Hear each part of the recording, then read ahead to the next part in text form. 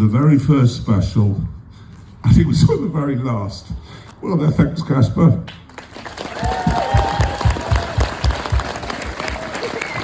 Yeah, I must admit so. Ellis is here as well, but he did fuck all. Right, now, does anyone have any questions about anything? Because I know we're all freezing to death and desperate for a piss, but if you've got anything you want to ask, do fire away, because we're here for a little while, so let's go. I've got one. Go on then, what is it? What? I love you, Jeremy. Yeah, that's not a question. Okay, I even got a microphone. Yeah, no, that's still not a question. That's not a question. Right, okay, here we go. That's not a question. So, over the last few decades, Yeah. I've worshipped you, and I thought, as I said to you earlier on... Are we getting to a question? Yes, we are. Here it comes. This is like, just imagine it's like Fucking hell. Sunday. It's like listening to Keir fucking Starmer. Come on. Now, what are we supposed to do now for motoring things? For motoring on television. Yes. Well, as I said to them the other day at Amazon, here's what I think. They keep talking about famous people that they want to, oh, well, they like cars. That doesn't work. That doesn't work. They've got to find young kids who really know their cars and then get them to host a show. And I'm hoping Amazon will. I do think they'll carry on with the Grand Tour, but with some young kids. Not famous, I won't name names of what I've heard, but fucking come on. No, just find some people who know their cars. I guess there's a few in the room now. Apply. That's James Richard and I, we weren't well known when we started. Now look at us. Still not very well known. Well, we didn't win an NTA, did we, the other day, Caleb? Right, has anyone else got a question? Yeah, you got one. What will I miss most about Hammond and May? Honestly, I could make some facetious remark about how we don't like each other, but the truth of the matter is we do. Hammond has got one of the sharpest wits of anyone you'd ever meet. He's unbelievably funny guy, he really is. And James, he knows how steam engines work.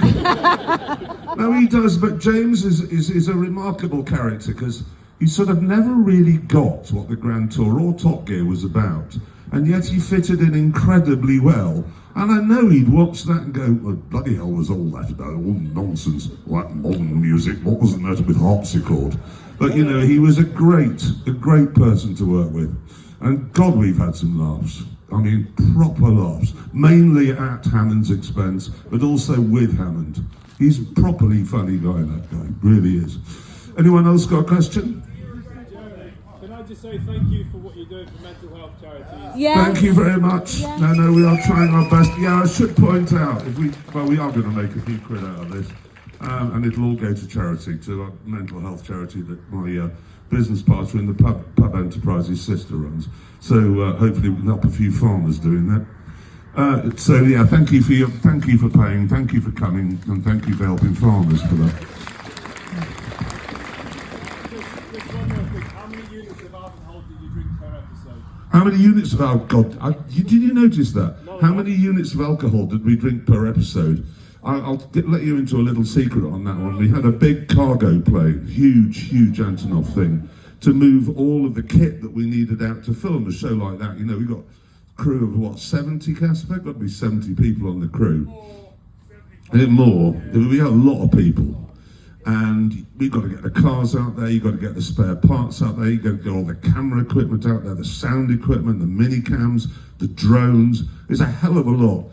And we didn't fill the plane. So there was a third of it left. And we thought, well, what should we put on that? Beer was the answer. And so we had a third of an Antonov full of beer to get through on that one. But we do drink a lot. We are mostly smashed. Really, hopefully nobody will notice that at the end of that lake crossing, all of that drink had gone. You did notice. Did you then notice we set off driving the next day? And I'm duty bound to tell you that there was a 3-day gap between arriving and setting off, but there wasn't.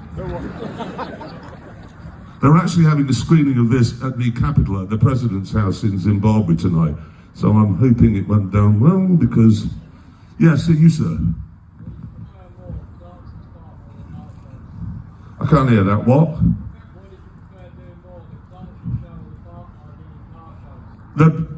The car show or the farm show, which do I prefer?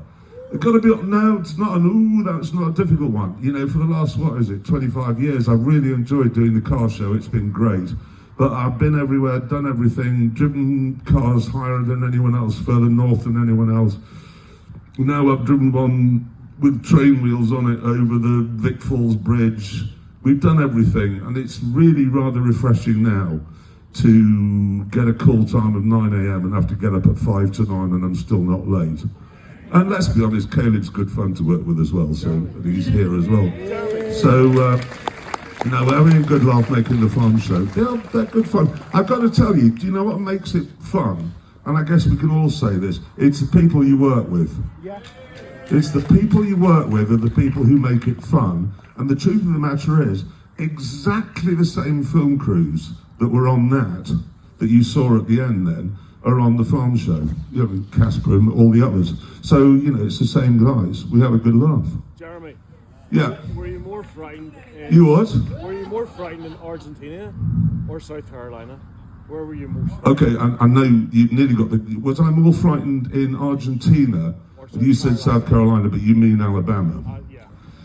Very different places, but which is more frightening? Well, I've got to be honest, I was more frightened in Alabama. Really? Because I was actually there.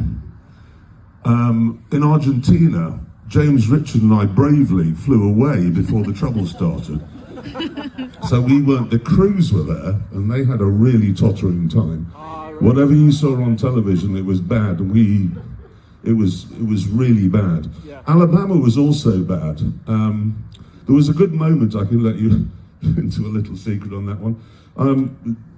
Everybody ran there, frightened for our lives, that we were going to be killed. And I found myself at one point behind James May's Cadillac. And behind me, I was in a Camaro, if you remember. Behind me was a pickup truck full of, well, we've got some Americans with us tonight, but they're from California, so they won't mind if I say good old boys. In vests with dogs and guns. And I looked in the rearview mirror, and you know there's that playground sense that boys have, where you look after your mates. You know what I mean? Yeah. Fuck that. I determined that my Camaro was a lot faster than James's Cadillac, and overtook him and left him to it. Again, so I bravely ran away, but that was pretty scary, Alabama. It was. Because I was told by some people I'd been with in San Francisco the week before, oh, you write these slogans on your car, it'll be funny, they won't mind. They did. They really did.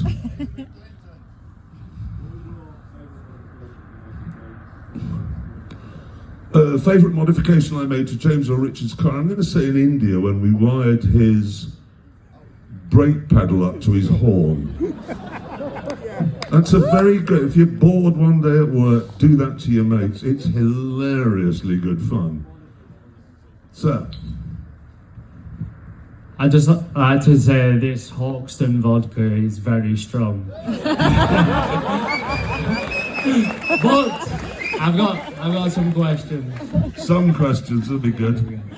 So the first question is, what's your most proud moment from the Grand Tour and Top Gear? That one. Yeah. Honestly, that one, because everybody assumed that, I was going to say that I would crash that programme into a hillside in a ball of flames with tabloid headlines and some terrible misdemeanor I'd done. And to actually end it nicely like that, and everyone goes, yeah, that was a good show for 25 years. That's the proudest thing I've ever done. And the second question is, since you left Top Gear, have you been for a lap round Dunsfold? Or would you like to? I have been for a lap round Dunsfold, actually. The old Top Gear test track. We snuck back in once, and I did one lap in Nick Mason's Ferrari. I can't remember what the bloody hell I was doing there, but I did. Which Ferrari? Can't remember.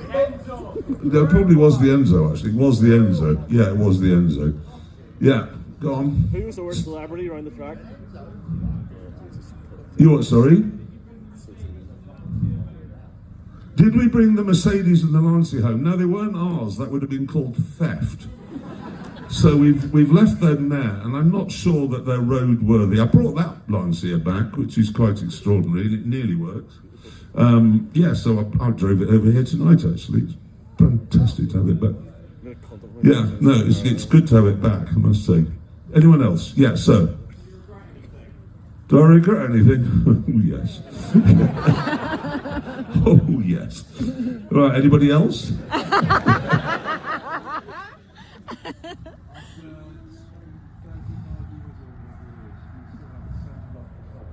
After 35 years, do I still have the same love for cars? No. Honestly, no. They're all shit now.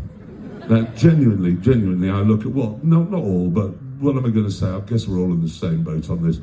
80% of them now, 90%, I couldn't even identify them. I don't know what they are, I don't care. And they go, we've got a new hybrid drive system. I just couldn't give a shit. But the old stuff, driving here in that tonight, there's a fantastic road. Anyone here know who I mean by Harry Metcalf? Okay, so Harry uses this road very close to here for all of his tests. And it's my route from home to here. And I was driving that, and it's amazing when you drive an old car like that, how much better they are than modern cars, because they're so light. It's like driving a ballet dancer. I don't mean that, but you know what I mean. It's a really, really epic thing to drive. Yeah. What is your favorite car? My favourite car is a Lexus LFA. It's a weird thing to choose. Most people go, what? But it was an amazing car. Why? Do you ever hear one? Sound like a wounded werewolf. It was a brilliant thing. Yeah. What? What car should you drive? Do you think I drive? Do I think you? I can't even see you. Polestar. I don't know. Literally don't know. What's the answer? Jeremy. What? Oh, you've got the same Range Rover as me. There you go. Good, very good car, that Range Rover. Yeah, that particular one, it thinks it's a transit van. Yeah.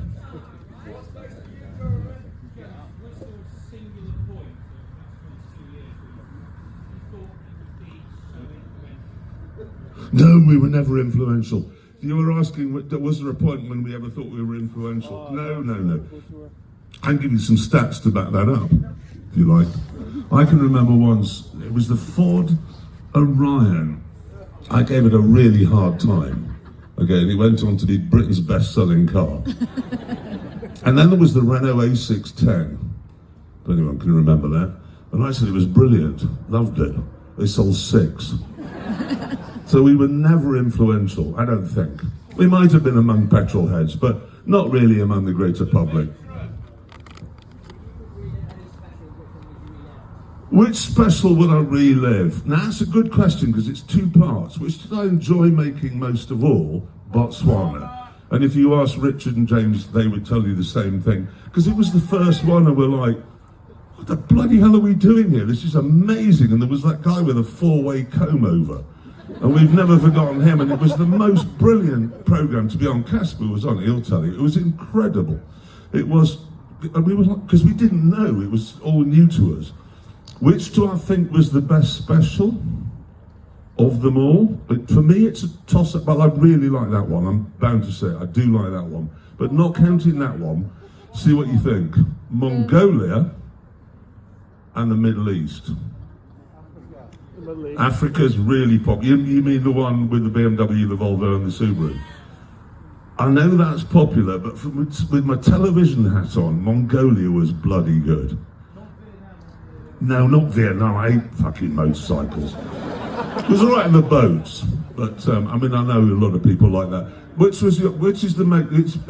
have a show of hands. Who thinks Africa was the best special? Yeah, a lot do. Who thinks it was Vietnam? Not so many. Yeah, but for me, I'd say Mongolia or whatever the other one I just said was. Bolivia. Patagonia one was class. Bolivia was, I mean, it was good. It was good, but God, it was uncomfortable to make. It was uncomfortable to make. Has anyone been to La Paz? You've been to La Paz? You have? What a shithole. What an unbelievable... There isn't enough air in it. You would agree, it's the worst capital city in the world. It's never, ever go there. And their national costume doesn't fit. No, honestly, I would say that La Paz is the worst place. Well, La Coruña in northern Spain, or Coruña in northern Sweden, and La Paz are the three worst places I've ever been to. Who's the fastest driver out of Hammond, May and me? Really? I mean, Richard has driven fast twice. Had his trousers cut off twice. Gone in an air ambulance twice. May's once went at 45 and nearly killed him. Yes, sir. How's my harvest gone? I don't know yet. We haven't bloody finished it. Thanks to global warming in the community.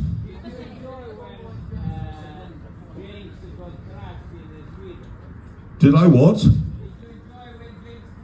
Did I enjoy when James crashed? You Italian? No. I was actually standing 10. I genuinely thought he was dead. I honestly thought, no, I didn't enjoy it. No, my favourite question about that was that scripted? Right, so I sit down and I go, James, could you drive at 70 miles an hour into a cliff face? Oh yes, I'll do that. Yeah, so no, it wasn't scripted, and no, I didn't enjoy it. Madam. How much was I involved in the planning of the shows?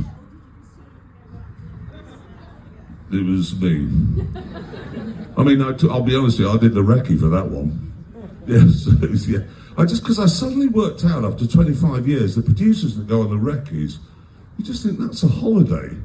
You just go to Zimbabwe and drive around trying to find interesting things to film. I thought, why don't I do that? It's not difficult. So yeah, that one was mine, even though they ignored me. Well, no, I got the stop. I did all that hotel at the beginning. But yeah, I was pretty heavily involved. What?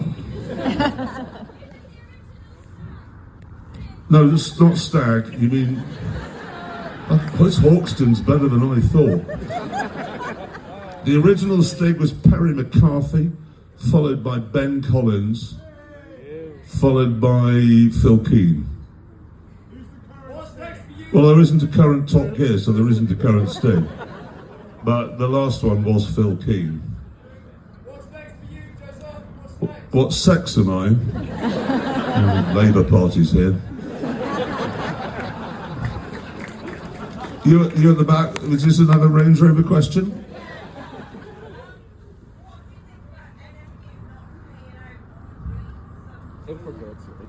Didn't get that. Sorry. Well, something about the NFU not paying out, but I don't know. Anyway, let's stick to cars tonight. Yep. What's your favourite talk show you've ever done?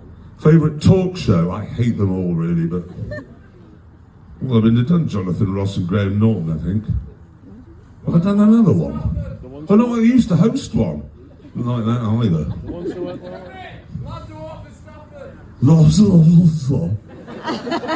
What?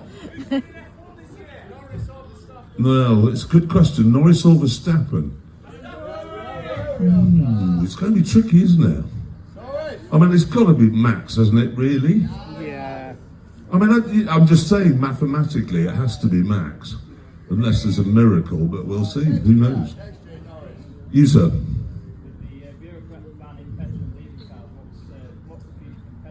With the bureaucrats banning petrol and diesel cars, what's the future for petrol heads? Well, hydrogen wouldn't be a petrol head's choice on account of it being hydrogen. But I don't think there's...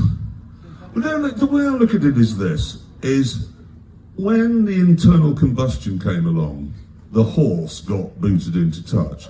But it doesn't mean that people, all horses were eaten. There are some people who still ride around on them, and they have fun. And I think, you keep a car like that, there'll always be petrol to buy, you'll always be able to enjoy it. And just because everybody else is driving around in a microwave oven or a chest freezer, doesn't mean you have to, and you can continue to do that, which is what I shall do. That's my view. Yeah, go on. Well, a couple more, and then I'm sure you've all got homes to go to. There's a couple here, guys, who come from California for this. Can you believe it? Let's go. They're actually sitting outside, and it's -30. Who was the one person I wish I interviewed but never got to? Well, now that's interesting, because I came up with this idea of starring a reasonably priced car, and the person I had in my mind was Brian Ferry. Yes, those of you who are a little bit older than 35, let's say, will remember Brian Ferry, and he was a cool